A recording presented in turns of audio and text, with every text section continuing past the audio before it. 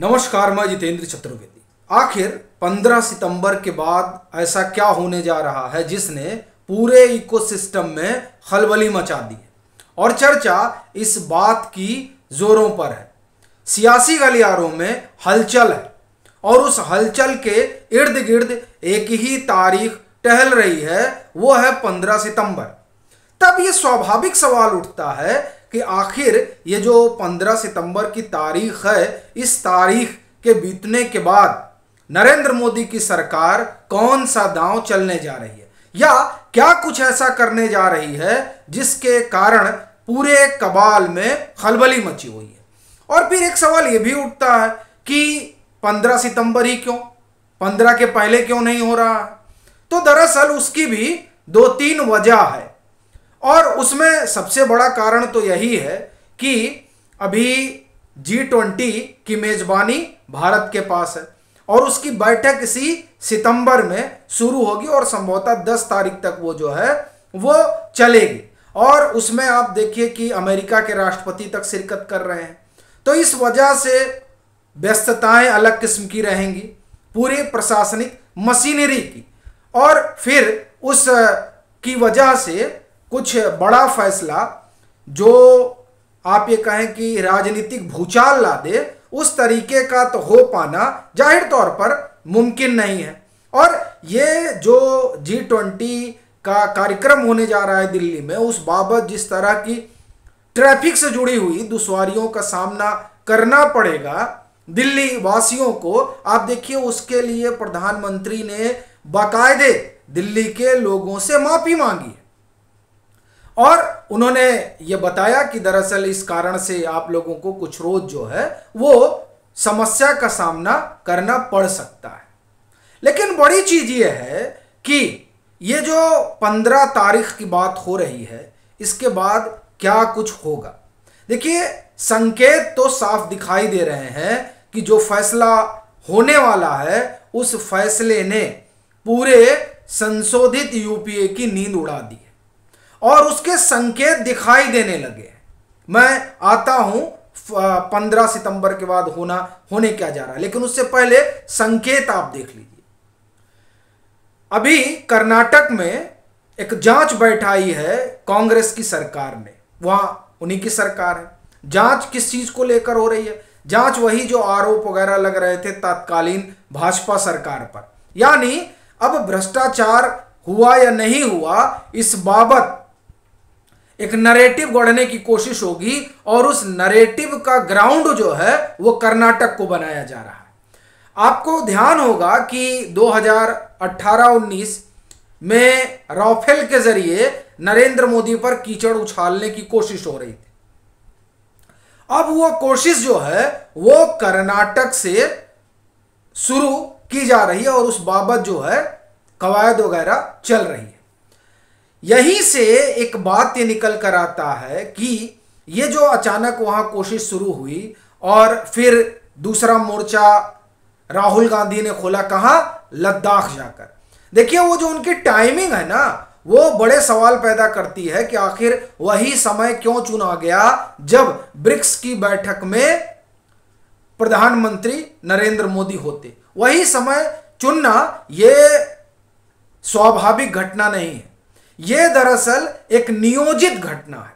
यानी वहां से माहौल बनाने की कोशिश हुई कि यहां लद्दाख से जब राहुल गांधी बोलेंगे तो जाहिर सी बात है कि अंतर्राष्ट्रीय मीडिया उसे लेगी और फिर एक तरीके से यहां मसला सिर्फ सरकार के घेरने का नहीं था, यहां तो सीधे सीधे भारत को कटघरे में खड़ा करने वाला मसला है। लेकिन अब समस्या यह है कि क्या कहा जाए इनको, पर एक चीज इससे जरूर निकल कर आ रही है कि 15 सितंबर के बाद जो होने जा रहा है उसने पूरे इकोसिस्टम की नींद तो उड़ा ही है। अब सवाल ये उठता है कि होने क्या जा रहा है। देखिए, जो घटनाक्रम है अगर आप उस पर गौर करेंगे तो आप स्पष्ट रूप से पाएंगे कि दरअसल घटने वाला क्या है। जिस घटनाक्रम की मैं बात कर रहा हूं वो घटनाक्रम सीधे तौर पर ईडी से जुड़ा हुआ है, ऐसा लगता है। अब ऐसा लगता है क्यों कह रहा हूं? क्योंकि ये जो ईडी है उसने इन जो तमाम लोग हैं और वो लोग जो ये मानते रहे हैं कि कम से कम उनकी संदूकों तक तो ईडी नहीं पहुंच सकती है। अब जिस तरीके से ईडी उनके संदूकों तक दस्तक दे रही है, ये बात नागवार गुजर रही है और इसीलिए ईडी को बार बार कटघरे में खड़ा करने की कोशिश हुई।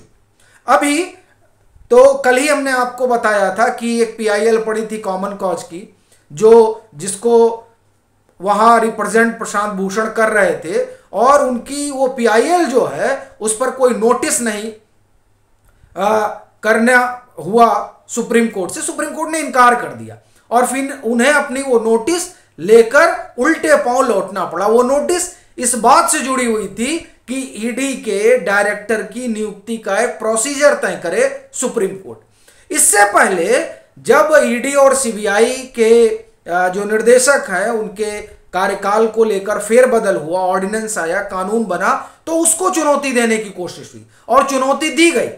हालांकि वो चुनौती वहां टिकी नहीं। इसी तरीके से एसके मिश्रा को घेरने की पूरी कवायद हुई और उस कवायद में वो एक बारगी सफल भी हुए जब सुप्रीम कोर्ट ने यह कह दिया कि नहीं, इनका एक्सटेंशन जो है वो अवैध है। मगर फिर जो सुप्रीम कोर्ट का निर्णय हुआ उसमें रिव्यू की बात हुई कि नहीं, एसके मिश्रा को अभी जो है कम से कम जो फाइनेंशियल टास्क फोर्स है उसकी मीटिंग तक तो होना ही चाहिए। तो फिर 15 सितंबर की तारीख तय हुई। अब ये 15 सितंबर की जो तारीख है, दरअसल वो तारीख ऐसी है जिसने उन तमाम लोगों की नींद उड़ा रखी है जिनकी फाइलें ईडी के पास हैं।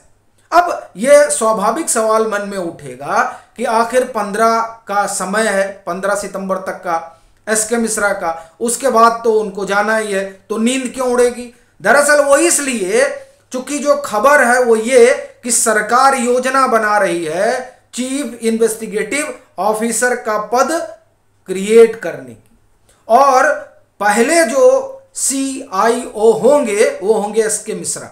यानी जो आप ये कहें कि इकोसिस्टम खुशियां मना रहा था 11 जुलाई 2023 के सुप्रीम कोर्ट के निर्णय के बाद, उसके लिए अब जो रात है वो बड़ी अंधेरी होने वाली है। क्योंकि जब ये पद क्रिएट होगा और जिसकी लगभग मुकम्मल तैयारी भी हो चुकी है जैसा कि खबरें हैं, तो यानी तब जो जांच पड़ताल है जिसको लेकर ये माना जा रहा था इकोसिस्टम के द्वारा कि अब तो बड़ी अच्छी स्थिति हो जाएगी, तो अब वो जो चीनी पैसे पर पल रहे हैं उनका भी भांडा फूटेगा और वो जो चीनी पैसे पर यहां चीनी एजेंडा चला रहे हैं उनका भी भांडा फूटेगा, और वो जो ये मानकर चल रहे थे कि अगस्ता वेस्टलैंड में कुछ भी कर लिया जाए बचा जा सकता है, अब उनका भी भांडा फूटेगा। और वो जो ये मानकर चल रहे थे कि संदूकों में कितने भी पैसे डाल लिए जाए हम तक ईडी नहीं पहुंचने वाली है, क्योंकि अब 15 सितंबर के बाद तो एसके मिश्रा रहेंगे नहीं, तो उनकी संदूकों पर भी एसके मिश्रा की पूरी नजर रहेगी, क्योंकि वो जाने वाले नहीं है जिस तरह की खबर है।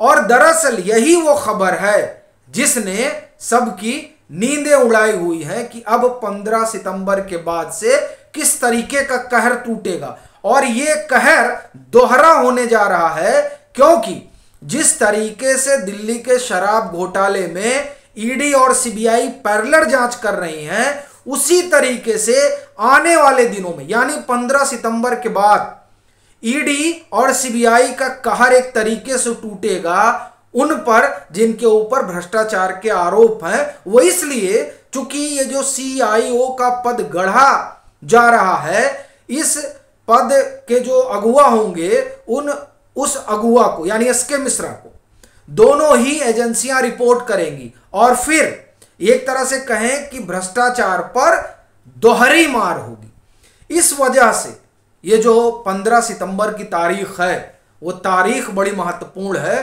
क्योंकि उसके बाद कहर टूटेगा उन पर जिन पर भ्रष्टाचार के आरोप हैं और उन पर जिनकी संदूकों में कई तरह के नोट भरे हैं।